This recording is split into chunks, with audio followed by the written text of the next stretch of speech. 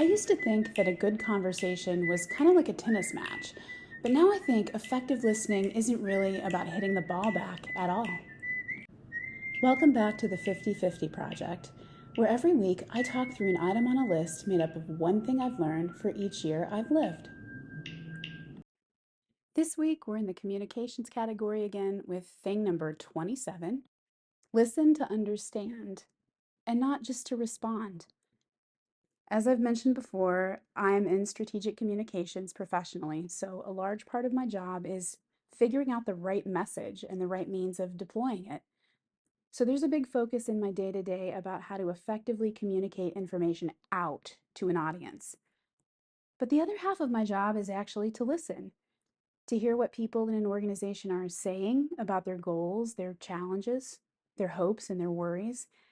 We work really hard to help organizations, which are made up of many people with many viewpoints, to come to consensus on what their goals are, and then to come together in a coordinated program of actions that can make these agreed upon goals real. That's all about listening. And that's all about helping the members of a community listen to each other. And this work has made me a better listener, I think, both professionally and personally. And I'm really grateful for that because I don't know that I was all that great at it before I started doing this work in this job. I used to be very focused on hitting the ball back, so to speak, like the conversation was a tennis match. And while I might have been paying half of my attention to what the other person was saying, the other half of my mind was preparing to make my return shot. I was thinking about what I was going to say back. I think this obviously shifts depending on what type of conversation you're having. If you're in an exchange of playful banter, the back and forth is the point, and formulating a reply is just part of the fun. So it's probably normal to be playing tennis in those kinds of exchanges. But if someone is telling you something that's heavier or more important, you really should be bearing witness to that or sitting with them in that moment. And your reply isn't as important as your presence can be. And in work scenarios, if you're really trying to learn from your conversation, it's better to be using all of your energy to absorb and weigh what's being said to you instead of devoting even 15 or 20% of your brain power to thinking about what you need to say next. But it can be hard to get out of your own way enough to hear what's being said. I know this from personal experience. And so I've had to develop some strategies to do that and to be a more effective and engaged listener. So, first, map out before and dig in during.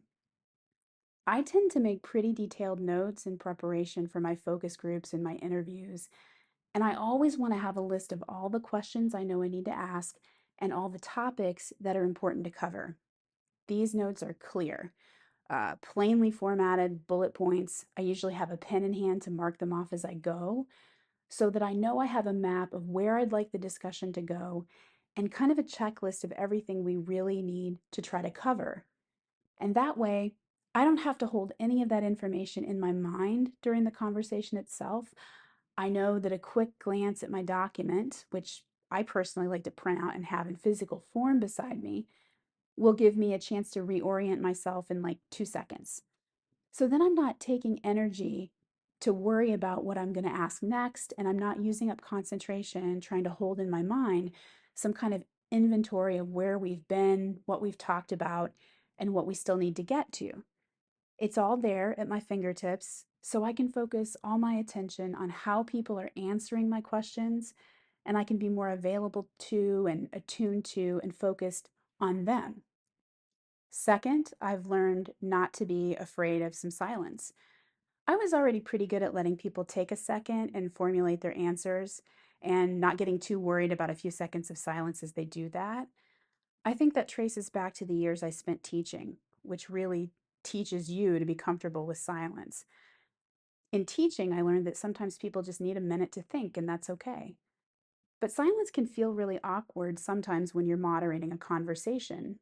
I think it's easy to start wondering if your question was unclear or something, but I've learned that it's okay for there to be just a beat of silence while people think about what you've asked and think about how to respond. This is true in focus groups, and it's true in a conversation with, say, your partner, even. If you ask a question, You have to give them the grace of formulating their answer. So sometimes being a good listener means being okay with silence instead of rushing to fill it in somehow. Okay, third, dig a little bit deeper as you go when it becomes clear that you need to. If you're really listening actively and attentively, you probably will have follow up questions just pop into mind as you go. I found that this only happens when I'm really in the zone and listening to understand. If I'm just listening to respond, I'm waiting for the break and thinking about what I'm going to say instead. In my opinion, asking clarifying questions can be a key part of active listening. And they don't have to be, and probably shouldn't be, huge philosophical clarifying questions. It's often something more granular, like the connotation of somebody's word choice. Last week in a focus group, someone said that communications between teachers and administrators were, quote, tight. And I asked if that meant tense or tight lipped. And they actually said, oh no, I mean tight as in efficient and respectful of our time. And if I hadn't been really attuned to that conversation, and if I hadn't asked that clarifying question, I might have misinterpreted that comment in the transcript later. And in personal conversations, this is important if you find yourself not being clear on tone. Asking someone if they're being sarcastic in the moment is probably better than assuming wrongly that they are and making a thing of it where there is no thing. If you're really listening, it raises questions. And if you're already attuned and engaged, then you immediately have this chance to clarify, and that can be really helpful. Okay, four, speak back what you've heard. This is another great way to clarify something. If I'm hearing something that is especially important or something that's stepwise, I will often speak it back to confirm that I've heard it correctly, that I've got it down. I do this a lot when I'm taking verbal instructions from my boss, for example, or I'm with a colleague and we're hashing our way through some collaborative process with shared responsibilities. I will literally say, very frequently actually, let me just speak this back to you to make sure we're clear. You're writing the proposal introduction, and my job is to compile a set of client testimonials or whatever. And then my colleague has a chance to say, yep, that's it. Or, actually, I thought you were doing both of those things while I put together the timeline. While that might sound sort of awkward or clunky, this technique of speaking something complicated back is one that I totally swear by. It can actually save you a shit ton of time and confusion when you're dealing with a multi step process or really any kind of co working shared responsibility situation. Or, if you're planning a vacation with friends and it's really important to know who's responsible for reserving the hotel rooms or whatever. It's also a way to keep yourself clued in and listening actively. I think it can be really easy to zone out in process conversations, but if I know I'm going to speak something back, I have to keep myself tuned in the first place. And then, of course, you've got to actively listen to the other people and their responses to what you've just spoken back.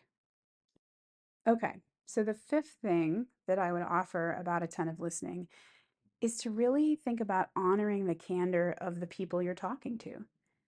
Listening attentively also means, to the maximum degree possible, to listen without judgment, either emotional or moral. Judging what somebody else is saying is functionally distracting in that it pulls you away from what's being said next.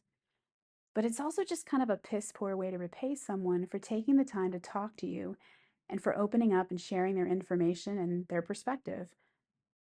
So I've learned over the years of talking to people professionally that it's important to just focus on what's being said and to remember the value of the information I'm being given access to, even if I don't always agree with the perspective or the interpretation of the speaker.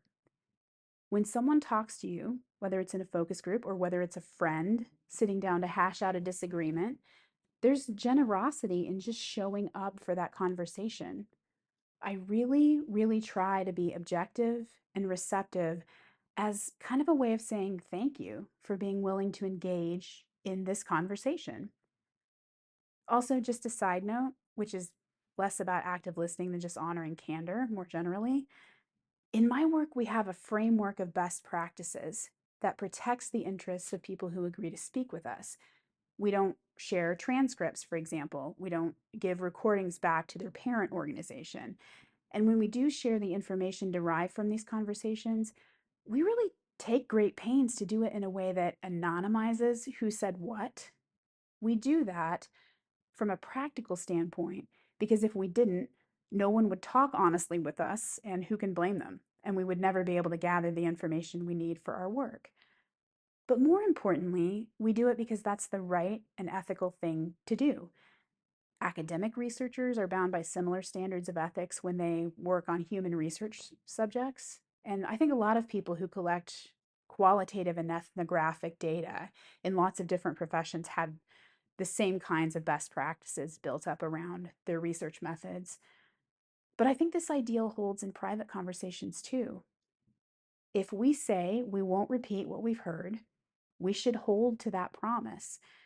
And when we don't, and when we get found out, because there's almost always the finding out, we foreclose future opportunities to listen as others offer us candor and trust.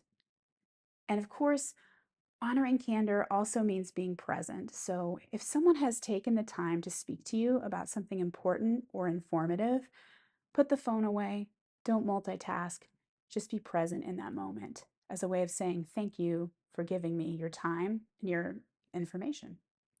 So, finally, the sixth thing I would say about listening attentively is really the overarching thing I think I'm trying to get at here, and it's make it about them and not about you. Obviously, there are going to be conversations in which it is all about you, and that's okay, that's necessary. But in those moments when you really need to gather information or insights from other people and the focus needs to be on them, effective listening is really about sitting down on the edge of the spotlight and taking notes and offering support. It's not about what you're going to say back and how sharp or funny or smart your reply might make you seem. It's about hearing the other person or people in the room, really absorbing what they're saying, engaging with that information in real time, asking follow ups or clarification questions if you need to, and just honoring what they're bringing to you with attention and respect.